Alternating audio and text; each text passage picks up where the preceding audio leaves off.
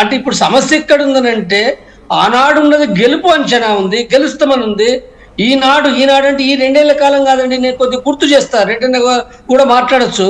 2024లో PV meeting, Maoist PV meeting లో కూడా స్పష్టంగా వాళ్ళు ఇంకా ఇప్పుడు మనం ముందుకు పోయే పరిస్థితి లేదు, కానీ ఏమి చేయలేము అనే దాంతో రాజుదా కోసదాదా అనేక మంది గణపతితో సహా పట్టణాలకు ఇతర ప్రాంతాలకు పంపించినండి. వాళ్ళు సాధ్యం కాదని, కానీ లొంగిపోవడానికి సిద్ధంగా లేరు, కానీ ఏమి చేయలేరు. ఇది ఇప్పుడు కాదండి, నేను 8 ఏళ్ల కింద చెప్పిన ఈ పరిస్థితి 2012 నాటికి వచ్చిందండి. 2012 నాటికి వచ్చింది.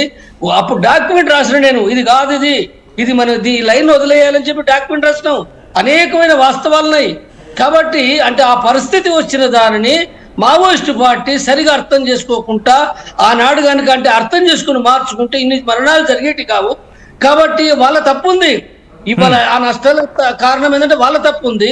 అయితే ఈ విషయాలు అర్థం చేసుకొని కేంద్ర ప్రభుత్వానికి నేను స్పష్టంగా చెప్పిన, అనేకమైన ఉత్తరాలు రాసిన, నేను కలిసి మాట్లాడినా, మీరు చెయ్యండి 100% నేను చేస్తాను చెప్పిన, 100% చేస్తానని చెప్పిన. మరి అందరు ఎందుకు వచ్చిందండి ఇవాళ? నేను చెప్పింది నిజమైంది, నేను చెప్పింది వాళ్ళందరూ వచ్చిండ్రు. ప్రభుత్వానికి ఇది అంటే చంపినది అయితే ఉంటది కదండి, సరెండర్ అయిన మంచిదే, అదైతే అది చర్చ జరుగుతూనే ఉంటుంది కదండి. ఇంట్రెస్టింగ్ పాయింట్ కంటిన్యూ చేద్దాం. రెడ్డి కూడా మనతో పాటు జాయిన్ అవుతున్నారు, మాజీ పోలీస్ అధికారి. రెడ్డి గారు నమస్తే అండి. నమస్కారం అండి, చెప్పండి. రెడ్డి గారు, ఈ ఆపరేషన్ కగార్ చాలా ఇంటెన్సిఫైగా వెళ్ళింది అనుకోవాలి, బట్ ఇంకా ఒక 100 మంది మాత్రం ఇంకా ఉన్నారు. సో ఇప్పుడు 100 మంది కోసం పోలీసులు ఆపరేషన్ కగార్ కంటిన్యూ అవుతుందా, లేకపోతే డెడ్ లైన్ పెట్టుకున్నారు కాబట్టి ఈ రోజుతో ముగిసిపోతుందా, ఎట్లా ఉంటుందండి ఇప్పటి నుంచి? ముగుస్తుంది అంటే ఐ డోంట్ థింక్ ముగదు. ఎందుకంటే మిగతా వాళ్ళు శత్రుశేషము రుణశేషము ఉండకూడదు అన్నట్టుగా central government will continue, definite గా 1-2 నెలలైనా కంటిన్యూ చేస్తుంది. ఆపరేషన్ కగార్ అనే పేరు మీద కాకపోయినా ఇంకొక పేరు మీద కంటిన్యూ అవుతుంది. ఎందుకంటే ఇంకా ఉన్నది చాలా తక్కువ మంది, వేల సంఖ్యలో ఉన్నప్పుడే ఏమీ కాలేదు. అందులో చాలా మంది ఇంపార్టెంట్ లీడర్స్ ఎవరైతే ఉన్నారో మావోయిస్ట్, గణపతి దగ్గర నుంచి కానీ మిగతా చాలా మంది ఇంపార్టెంట్ లీడర్స్ అందరూ తెరమరుగైపోయినారు. చాలా మంది చనిపోయినారు, చాలా మంది సరెండర్ అయినారు. వాళ్ళకు దిక్చూసిగా ఉండేటువంటి లీడర్స్ ఎవరు లేరు. కాబట్టి అదే విధంగా ప్రజల్లో కూడా వాళ్ళలో బలం లేదు. దానికి అనేక కారణాలు ఉన్నాయి. ఎందుకంటే 30 ఏళ్ళు 40 ఏళ్ల క్రితం ఉన్న మావోయిస్ట్ పార్టీకి ఉన్న బలం ప్రజల్లో ఇవాళ లేదు.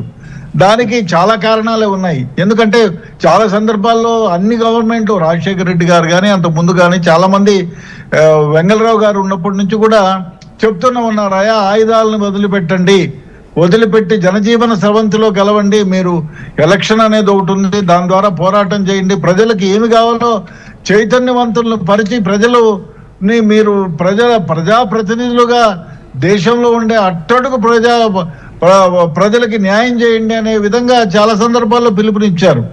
కానీ వాళ్ళు పెడచెవిన పెట్టారు. తుపాకీ గుట్టం ద్వారానే రాజ్యాధికారాన్ని సాధిస్తామని అన్నారు. అది కాని పని. ఎందుకంటే అది ఇప్పుడు ప్రజలకు ఎప్పుడైతే అన్యాయం జరుగుతుందో, ప్రజలకు అండగా నిలవాల్సిన వాళ్ళు లేకుండా పోతారో, ప్రభుత్వం కానీ ప్రభుత్వకు సంబంధించిన ఏవైతే ప్రభుత్వ మార్గాలు ఉన్నాయో అవన్నీ కూడా ఇప్పుడు పోను ప్రజలకు దగ్గర అవుతూ వచ్చాయి.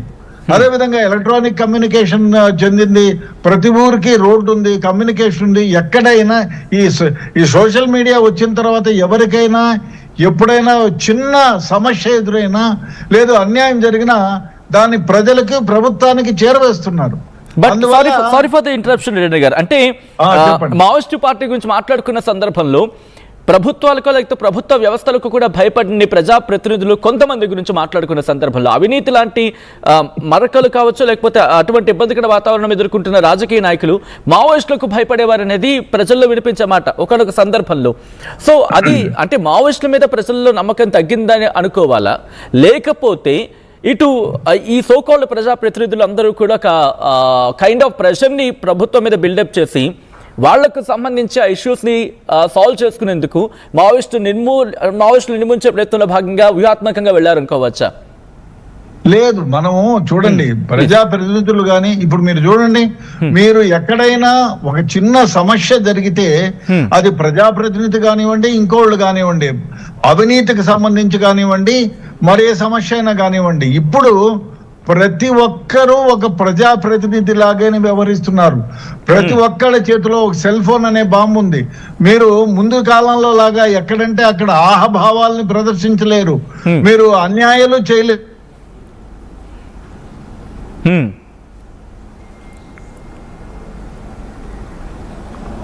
ఆల్ రైట్, చిన్న నెట్వర్క్ గ్లిచ్ వచ్చినట్టుంది. మళ్ళీ రెడర్ని కనెక్ట్ అయ్యే ప్రయత్నం చేద్దాం.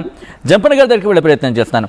జంపన్న గారు, ఇప్పటికీ ఇంకా కొంతమంది గణపతి లాంటి వాళ్ళు కావచ్చు, లేకపోతే కొద్దిసేపటి క్రితం మాట్లాడుకున్నట్టుగా సుజాత లాంటి వాళ్ళు కావచ్చు, వీళ్ళందరూ ఇంకా అంటే పోలీసుల ఎదురు లొంగిపోలేదు వీళ్ళందరూ. ఓకే, జంపన్న గారి దగ్గరికి వెళ్ళే ప్రయత్నం చేద్దాం. మళ్ళీ Reddanna back to the line. Reddanna గారు ప్లీజ్ కంటిన్యూ సార్. హలో.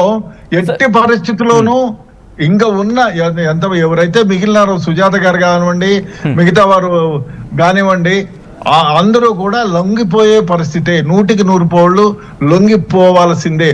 తమ మారణాదాలను వదిలేసి లొంగిపోవాలి. ఎందుకంటే వాళ్ళు ఎక్కడున్నా కనిపెట్టగలుగుతారు. పోలీసుల దగ్గర కమ్యూనికేషన్ వ్యవస్థ పటిష్టంగా ఉంది. అదే విధంగా ముందు కాలంలో వాళ్ళ ఎక్స్ట్రీమిస్ట్ ఆర్గనైజేషన్ లో లీడర్ ని కనిపెట్టలేకపోవడానికి కారణం ఏమిటి? ప్రజల్లో వాళ్లకున్న మద్దతు, వాళ్లకున్న బలం అది పూర్తిగా వీడిపోయింది. ప్రజలలో ముందు కాలంలో చూస్తే, నేను వరంగల్లో 1996-97లో పనిచేసే రోజుల్లో ఎక్స్ట్రీమిస్ట్ ఆర్గనైజేషన్లు పెద్ద పెద్ద టౌన్లలోకి వచ్చి పోయేవాళ్ళు, బాహాటంగా తిరిగేవాళ్ళు. చిన్న చిన్న టౌన్లలో పగటిపూట తిరిగేవాళ్ళు. ఇప్పుడు ఎక్కడో దండకారణ్యంలో, ఎక్కడో అరణ్యాలలో ఉండాల్సిన పరిస్థితి ఏర్పడింది. దానికి కారణం ఏమంటే ప్రజలు చైతన్యవంతులు అవ్వడం, ప్రజల్లోకి కావలసినవన్నీ ప్రభుత్వాలు సమకూర్చడం, ప్రజల్లో ఎక్స్ట్రీమిస్ట్ భావాల వైపు ఉన్న వాళ్లకు మద్దతు లేకపోవడం. ఈ కారణాల వల్ల వాళ్ళు డెఫినెట్ గా ఏ కలుగులోనో దాచుకోవాల్సి వస్తుంది. అందువల్లనే ప్రజల మద్దతు ఉన్నంత వరకు పార్టీలు కూడా చూడండి, అదే ఎక్స్ట్రీమిస్ట్ ఆర్గనైజేషనే కాదు, ప్రజా పార్టీలు కూడా ఎప్పుడైతే ప్రజల్లో మద్దతు కోల్పోతుందో వాళ్ళు కూడా చరణాంకాలు సృజించాల్సిందే డెఫినెట్ గా.